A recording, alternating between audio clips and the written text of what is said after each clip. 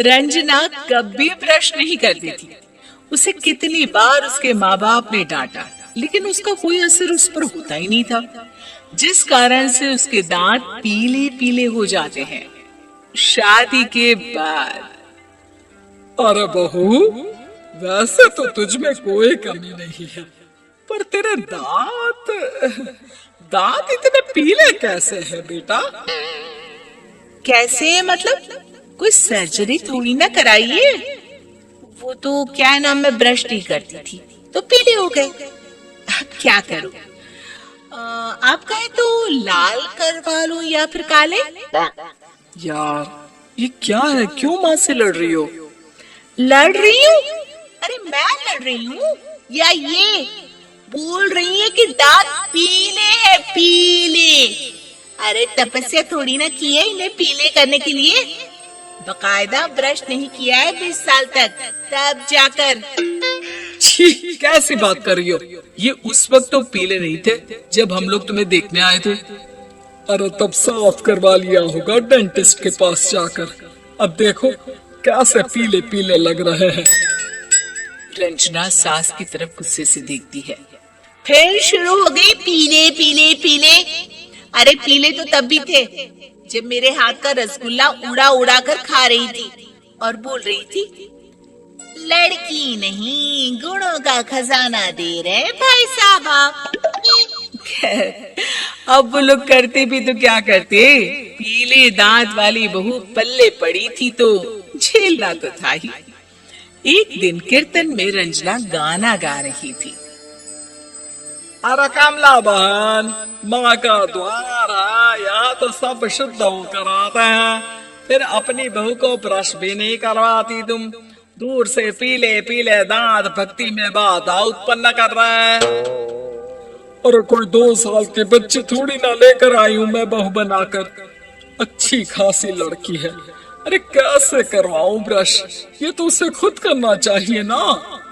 अब माँ बाप तो इसके जैसे तैसे निपटा दिए, ये नहीं सोचा कि सास कैसे संभालेगी। सास बहू को लेकर घर आ जाती है, लेकिन सोच लेती है कि अब इसे लेकर कहीं नहीं जाएगी। अगले रोज बहू कहती है, अरे क्या हो गया, मंदिर नहीं जाना क्या? कीर्तन का वक्त हो रहा है। मेरी मधुर वाणी से कान्हा जी जागते हैं और सोते हैं। आप तो जानती है ना उनकी भक्ति में कितना मन लगता है मेरा। वो क्या है ना, तबीयत ठीक नहीं लग रही है मेरी, आराम करूंगी मैं। तबीयत ठीक नहीं लग रही? अभी तो मिथुन के गाने पर नाच रही थी आप, और अब बोल रही है कि तबीयत ठीक नहीं लग रही। अरे भक्ति में मन लगा लो सासू माँ, ऊपर जाना है, क्या मुंह दिखाओगी आप? हाँ? सास को बहू की बात पर गुस्सा आ जाता है। मैं क्या मुंह दिखाऊंगी, इसकी चिंता तो ना कर, समझी? अपने मुंह की चिंता कर, जो ये पीले पीले दांत लेकर हर जगह पहुंच जाती है। पता है लोग कितना मजाक बनाते हैं। ना जी ना, मैं नहीं जाना कहीं तेरे साथ। तो ये बात है। कोई ना, मत जाओ, मैं अपने कमरे में ही बैठकर भक्ति कर लूंगी। ऊपर वाला दांत थोड़ी ना देखता है, मन देखता है, भावना देखता है। और अरे बस बस, तू सब कुछ दिखा, बस ये सफेद चमकदार दांत ना दिखाना किसी को, है? जा यहाँ से। बहू को सास की बात का कोई फर्क नहीं पड़ता, वो तो जैसी थी वैसी ही रह जाती है। सुबह नहाकर किचन में खाना बनाना, फिर खाना खाना, कीर्तन भजन करना और सो जाना। एक दिन, माँ जी मैं सहेली के घर जा रही हूँ, शाम को लेट आऊंगी। हाँ हाँ तो जाना, मैंने कौन सा तेरी आरती करनी है घर पर बैठकर। रंजना सहेल के घर जाती है, जहाँ वो पार्टी में जाने की तैयारी कर रही होती है। अरे शिखा, कहाँ जाने की तैयारी कर रही है? मैं गलत वक्त पर आ गई क्या? अरे नहीं यार, उल्टा सही वक्त पर आई है। मैंने ये साड़ी और ज्वेलरी निकाली है यार, शाम को इनके ऑफिस की एक पार्टी में जाना है।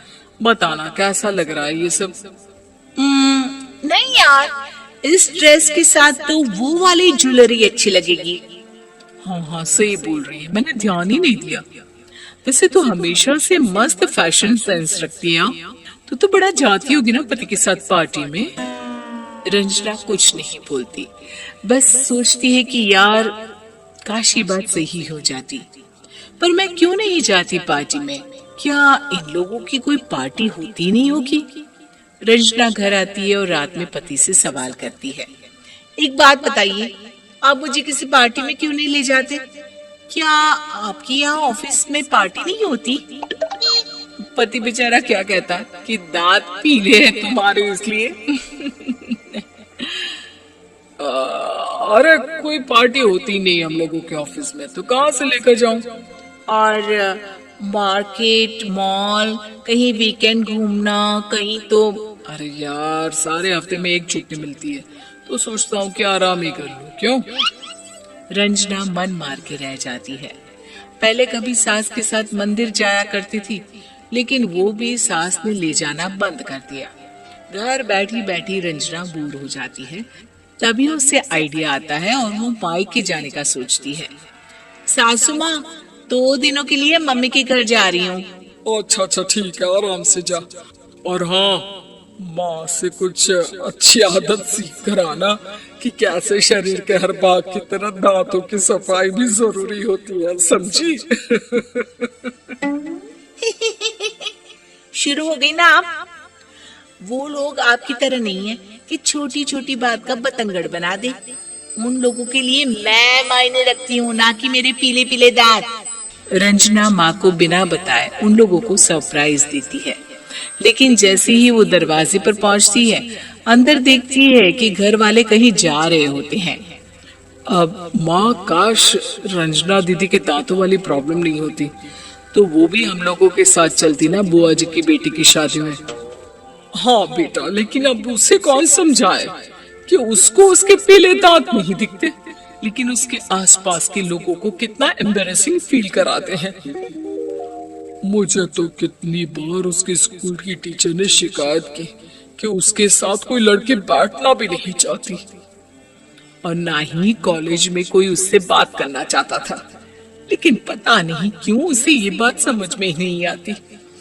कोई कमी नहीं है उस लड़की में, बस यही कि दांत पीले हैं। वो तो भला हो जीजा जी और उनकी माँ का, जो दीदी को जैसी है वैसे ही रखा हुआ है। रंजना को अपने घर वालों की बात सुनकर बहुत दुख होता है। वो सोचती है कि वो क्या करे, लेकिन फिर वो सीधा डेंटिस्ट के पास जाती है, अपने दांत चमकाती है और कसम खाती है कि वो रोज ब्रश करेगी। अरे क्या हो गया? तुम तो 2 दिनों के लिए गई थी ना? पर कोई ना, अच्छा है, चलो आ गई तो। रंजना सास के सामने आकर खड़ी हो जाती है और पूरी स्माइल करती है, उसके चमकदार दांतों को दिखाती हुई। चले मंदिर। माँ, मुझे माफ कर दीजिए, मैंने आप लोगों को बहुत एम्बैरेसिंग फील करवाया। मैं आज